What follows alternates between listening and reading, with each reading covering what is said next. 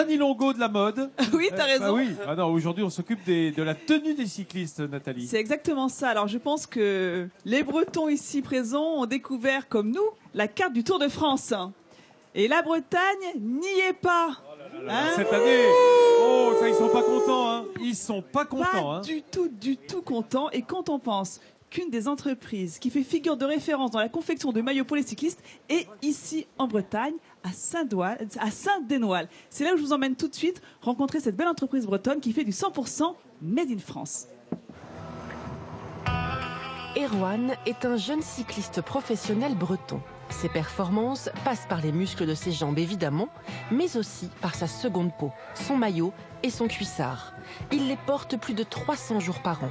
Alors que ce soit en course ou à l'entraînement, le niveau d'exigence pour son équipement est très élevé.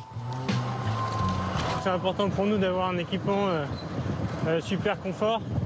Surtout le fait de pas être mouillé. Quand on fait 4-5 heures de vélo, voilà, de bien rester au sec. Pour l'aérodynamisme et pour le confort, on a des nouvelles matières aussi qui sont arrivées.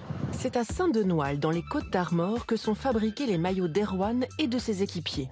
Pour faire évoluer leurs vêtements de compétition, l'entreprise travaille main dans la main avec les sportifs.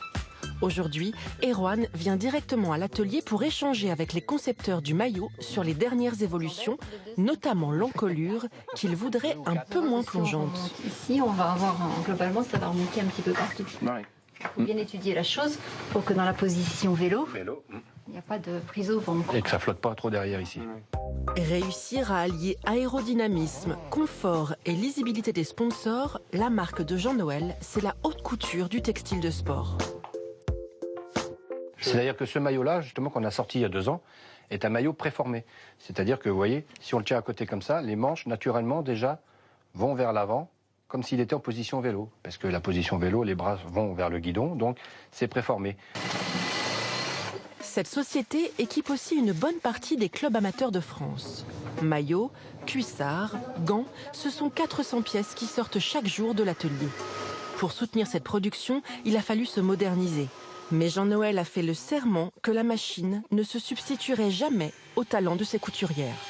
On est typiquement dans l'opération qu'une machine ne pourra jamais remplacer, puisque on est dans le positionnement du fond de cuissard dans le vêtement. Et c'est là qu'on se rend compte que malgré toute l'industrialisation, on reste quand même sur un métier où il y a beaucoup de mise en œuvre humaine tout au long de tous les ateliers d'ailleurs. C'est cette qualité qui a valu à l'entreprise le prix du plus beau maillot de cyclisme de l'année 2017. Une reconnaissance qui fait la fierté des salariés.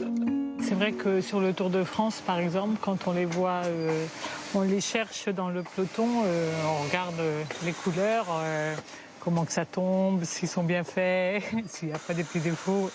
C'est valorisant de voir qu'on a travaillé, voilà, ça passe à la télé, c'est toujours une petite fierté. Le Made in France 100% Côte d'Armor à la cote dans l'école du Tour de France. Car chaque année, ils sont 3,5 millions de téléspectateurs à voir défiler sur leur écran le maillot blanc et noir de l'équipe d'Erwan. Donc si vous voulez un maillot de cycliste de qualité et fabriqué en France, vous savez où frapper. Alors on va rester